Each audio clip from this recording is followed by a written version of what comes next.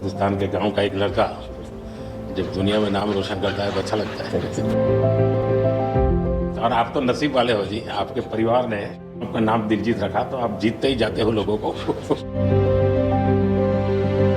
हम पढ़ते थे, मतलब ये लिखा हुआ सब जगह और खुद कि मेरा भारत महान। लेकिन मेरा भारत महान मैंने इस टूर में एक्चुअल जाना सर, जब मैं भारत घूमा ना जी पूरा, तो मेरे को पता चला ये क्यों कहते हैं मेरा भारत महान। सचमुच में भारत की विशालता एक अपना शक्ति है हाँ जी। जी। ये बेनिफिट जनसंख्या है इसलिए मिलता है ऐसा नहीं है। हम लोग एक वाइब्रेंट सोसाइटी है। आपकी जर्नी से भी सर हम जब देखते हैं तो मतलब आपने कितना अपनी इकाइयों में हिमाचल चले जाना और सब कुछ छोड़ देना और फिर भगवान का इतना आशीर्वाद हो जाना, ये बहुत बहुत मतलब ये भगवान की मर्जी ही है। उसके बिना क्या होगा।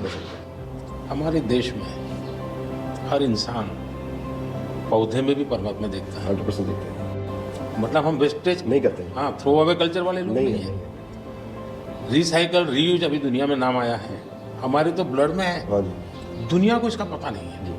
कभी आप अपने कार्यक्रमों के द्वारा ये जरूर कर सकते हैं कि भारत के लोग पर्यावरण की रक्षा कैसे करते हैं। अब जैसे मैंने अभी ये कार्यक्रम चलाया, एक पेड़ माँ के नाम, अपनी माँ को याद करते हुए, माँ जिंदा है तो माँ को साथ ले जाओ और पेड़ लगाओ। माँ की जीवन स्मृति बन जाएगी वो। और माँ जिंदा नहीं है तो फोटो लेकर के जाओ, लेकिन माँ को कहो माँ तुम्हारे लिए पेड़ है। तो अपनी माँ जिसने हमें जन्म दिया और ये धरती माता जो जीवन देती है, दोनों को हम एक प्रकार से आज करोड़ों लोग ये काम कर रहे हैं। हाँ। भारत में सबसे बड़ा अगर कोई जादू जिसको कह लो तो वो योग है। और जिसने योगा को अनुभव किया है वो उसकी ताकत जानता है। आपको ये बाहर जाते हैं तो अनुभव क्या आता है। संगीत के इतने बड़े समारोह में जाते हैं तो बाकी लोगों की भाषा, उनकी स्टाइल, नए इमोशंस होते हैं। जी जी सर, मेरे को लगता है सर जैसा उन्होंने बना दिया एक कोचेला को, एक फेस्टिवल या और भी फेस्टिवल्स बड़े होते हैं, हम तो बहुत ज़्यादा बड़े कर सकते हैं यहाँ पे सर। और लोग दुनिया भर से ट्रैवल करते हैं ऐसे फेस्टिवल्स के लिए। तो हमारा तो इतना रिच कल्चर है, अगर हम ढाबे में बैठ के भी खाना खा रहे हैं और कोई राजस्थान में गा रहा है तो इतना सुरीला गा रहा है कि बंदा बोलता है कि मैं गाना छोड़ दूं यार, ये इतना अच्छा गाना गा रहा है। और मैं प्रोफेशनली गाता हूँ, ये बंदा प्रोफेशनली गा भी नहीं रहा और मेरे से अच्छा गा रहा है। इतनी ज़्यादा उनके अंदर कला है, वो लोग बना के बैठ गए। और अगर हमारे इधर कोई ऐसा डेवलप होगा तो दुनिया भर से लोग, मेरे मन में एक कल्पना है, आ सकते हैं सर। मैं सोच रहा था कई वर्षों से, लेकिन अब वो मैं इसको कर रहा हूँ। वेव्स, मेरा मत ये है कि इतना बड़ा देश और दुनिया की सबसे ज़्यादा फिल्में यहाँ बनती हैं। हाँ जी सर। दुनिया में सबसे बड़ी क्रिएटिव इंडस्ट्री यहाँ है। तो मैं यहाँ वेव्स एक बहुत बड़ा मूवमेंट खड़ा कर रहा हूँ और दुनिया की क्रिएटिव वर्ल्ड को मैं इकट्ठा करने वाला हूँ अप्रैल में जी। अब दुनिया का क्रिएटिव वर्ल्ड का सेंटर हिंदुस्तान। मैं एक बार जर्मनी की चांसलर मर्कल जी, तो हम मिले तो उसने मुझे संगीत का विषय निकाला। तो मैंने उसको कहा मेरे देश में है सूर्योदय के पहले संगीत हो ये अलग है और सूर्योदय के बाद अलग, उसका टाइम अलग है। मैंने कहा मेरे अलग अलग प्रहर मेरे यहाँ होता है, हर प्रहर का संगीत होता है। फिर मैंने कहा सैड सिचुएशन है तो एक संगीत है, जॉय है तो एक है। तो फिर उनको बड़ा इंटरेस्ट लिया।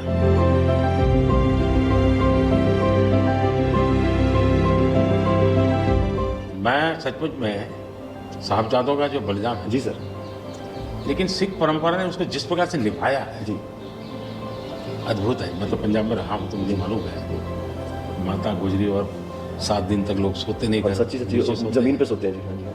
मुझे खुद को बड़ा इमोशनल अपील करता था।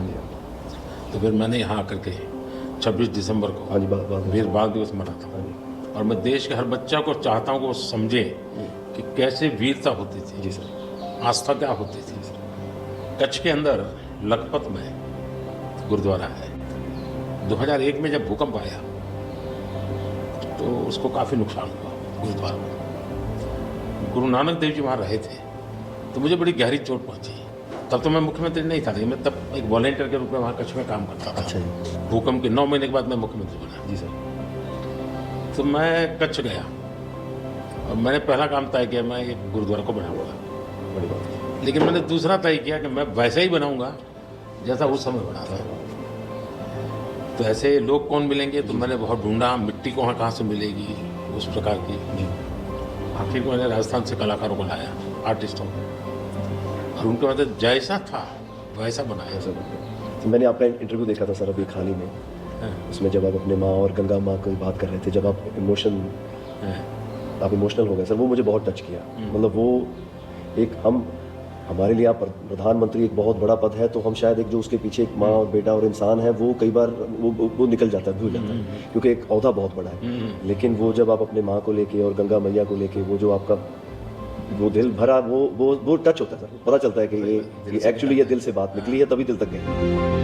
सर ये हमने इंडिया की तरफ से ये पहला सबसे बिगेस्ट टूर हुआ है कि हमने जितने देशों में शोज़ किए, पहली बार स्टेडियम शोज़ किए सर हमने। ये इस साल जैसे टूर कल्चर हमारे कम था, हमारे अहमदाबाद में कहाँ किया आपने? गिफ्ट सिटी में? हाँ जी अच्छा। सर। वो गिफ्ट सिटी भी एक मेरा बड़ा ड्रीम प्रोजेक्ट। हाँ जी सर, हमने सबने हमको बताया सर, हमसे जलेबी फाफड़ा भी खाया और सबने बताया।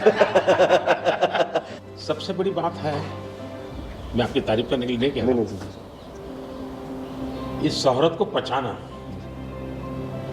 और मैं आपके व्यवहार से देखता हूँ,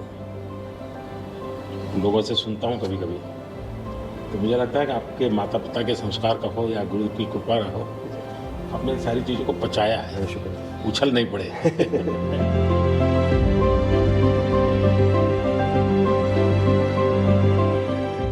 ਉਹ ਕਹਿੰਦੇ ਕਿੱਥੇ ਹੈ ਤੇਰਾ ਰੱਬ ਦਿਸਦਾ ਹੀ ਨਹੀਂ, ਮੈਂ ਕਿਹਾ ਅੱਖਾਂ ਬੰਦ ਕਰ ਧਿਆਨ ਧਰ ਮਹਿਸੂਸ ਕਰ, ਇਹ ਮਸਲਾ ਬਾਹਰ ਦੀ ਅੱਖ ਦਾ ਨਹੀਂ ਅੰਦਰ ਦਾ ਹੈ, ਮੈਂ ਕਿਹਾ ਅੱਖਾਂ ਬੰਦ ਕਰ ਧਿਆਨ ਧਰ ਮਹਿਸੂਸ ਕਰ, ਗੁਰੂ ਨਾਨਕ ਤਾਂ ਅੰਗ ਸੰਗ ਹੈ, तू ही बस गैर हाजिर है, गुरु नानक गुरु नानक गुरु नानक।